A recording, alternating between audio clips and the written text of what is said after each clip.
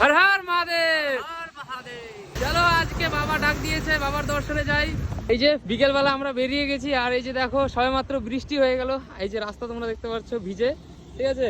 তো আমরা কিন্তু এখন বেরিয়ে গেছি, শুধু আমরা দুজনই নয়। হ্যাঁ বন্ধুরা, চলো তোমাদের সঙ্গে সবকিছু শেয়ার করবো এক এক করে। তো বাড়ির থেকে আমরা জলপেট যাওয়ার উদ্দেশ্যে বেরোলাম হচ্ছে কিন্তু 4:30টার দিকে, ঠিক আছে। তো এখানে যাওয়ার পথেই কিন্তু আমাদেরকে ধরে শরবত খাওয়ালো প্রথমত, দেন তারপর আমরা হাঁটতে হাঁটতে চলে আসি ধূপগুড়িতে। ধূপগুড়িতে সবাই এক জায়গায় হয়ে কিন্তু তারপর আমরা বেরিয়ে পড়ি। Finally guys, toll gate. এই টোল গেট আসতে আসতে কিন্তু বন্ধুরা আমাদের বেজে গেছে 9টা।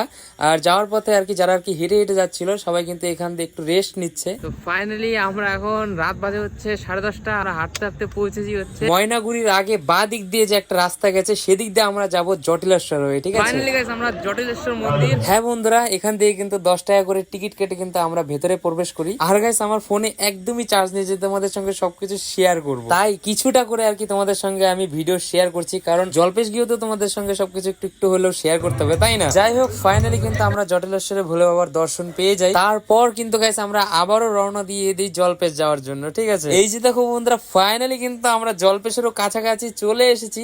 আর হ্যাঁ, বৃষ্টিও কিন্তু পড়া শুরু হয়ে গেছে। গাড়ির এমন লাইন লেগেছে যে গাইস যাওয়াই যাচ্ছে না। আর আমি তোমাদেরকে গাইস এখন একটা জিনিস দেখাচ্ছি, এই যে দেখো, এটা হচ্ছে জলপেশ মন্দিরে যাওয়ার লাইন, ঠিক আছে।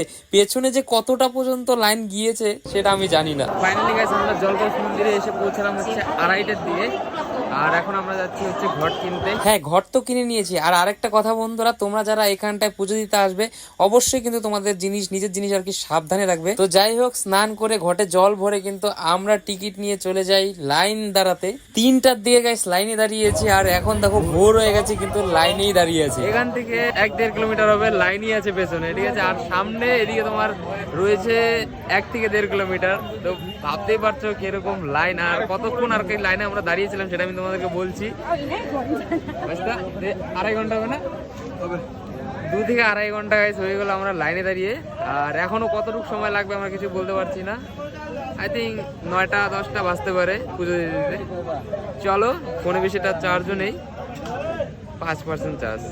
যাই হোক, ফাইনালি মন্দিরের কাছাকাছি আসতে কিন্তু আমাদের বেজে গেছে হচ্ছে 7টা। এখনো গাইস জল ঢালতে ঢালতে আরো 2 থেকে 3 ঘন্টা, কারণ এই লাইনটা দেখো একবার।